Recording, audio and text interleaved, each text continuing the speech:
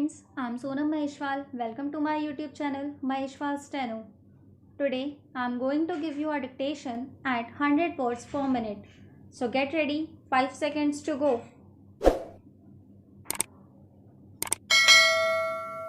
On the fateful day, accused persons armed with dangerous weapons and bombs attacked the deceased and the prosecution witnesses.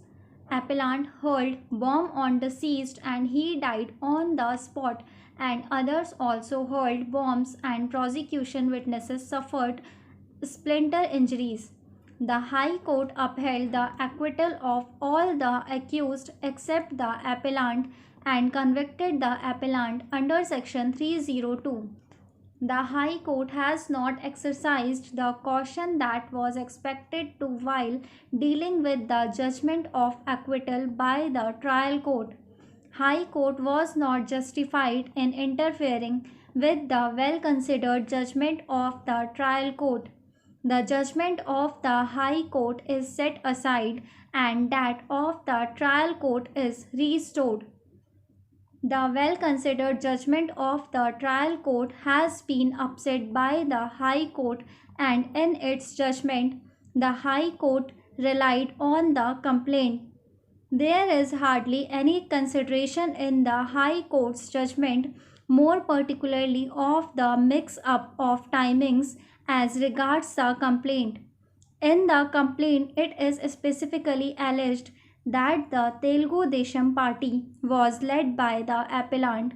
Both the parties had fought in connection with using the road, and the witness himself and his party people were accused in that case and were absconding. It is then suggested PW1 and other persons went to cart the paddy hay of RP, and while they were bundling the hay, the 16 accused persons came there and the appellant A2, A3 were holding bombs in their hands. It was the appellant who hurled a bomb on deceased. The said bomb exploded and deceased fell down and died on the spot. Then the others also started hurling the bombs. PW1 then refers to his being hacked by other accused persons with a hunting sickle and on the right knee with the spear. He then refers to an injury caused on his little finger because of the spear. He then refers to the police firing a gun. After that, he refers that all the injured came to the government hospital and were being treated. On seeing the evidence of PW1 in the light of evidence of PW14, Head Constable, and PW15, Circle Inspector, the falsity of his evidence becomes clear. Though in his examination in chief, he claimed that all of them, along with the women folk, were taken in the tractor. Apart from the three accused whose presence at the place of occurrence was not accepted, the trial court also doubted the presence of two out of the three eyewitnesses. The trial court further held that even PW2, the only remaining eyewitness, had mixed up truth with falsehood, but his testimony was not liable to be discarded wholly since he had himself received injury in the same occurrence. In regard to the injury, the trial court came to a truly amazing conclusion.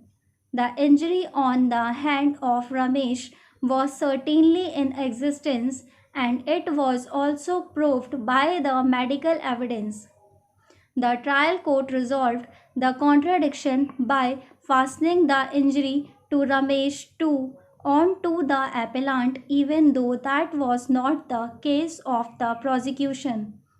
The appellant was thus held guilty also of causing the knife injury to Ramesh and came to be convicted under section 324 in addition to Section 302 of the Penal Code. Under Section 324, he was sentenced to rigorous imprisonment for 1 year. He was also convicted under Section 25 of the Arms Act by a separate judgment of the trial court dated February 2, 1998 in Sessions Case number 26 of 1993 and sentenced to the period of imprisonment already undergone has under trial against the two judgments of the trial court. Three appeals were filed in the High Court. The High Court, by the judgment and order coming under appeal, dismissed all the three appeals and the revision and thus upheld the judgments of the trial court in all aspects. The senior advocate appearing for the appellant assailed the High Court and the trial court judgments and contended that the appellant's conviction for the offense of murder was not sustainable both in law and on facts. He submitted that there were at least four circumstances that falsified and completely demolished and prosecution case. First, there was a patent contradiction between the prosecution case and the motive assigned by it to the accused for committing the crime.